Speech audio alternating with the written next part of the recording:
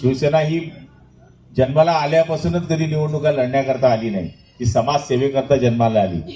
80% समाजसेवा आणि 20% राजकारण.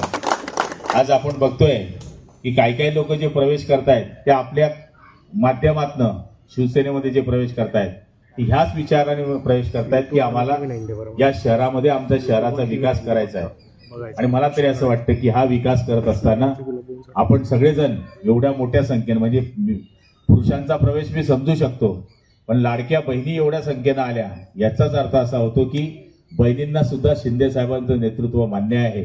याचं कारण हा पहिला काळ असा आहे की एकमेव मुख्यमंत्री असा आहे की ज्यांनी महिला सक्षमीकरणाच्या घोषणा मागच्या काळापासून बऱ्याच दिवसापासून होत आहे.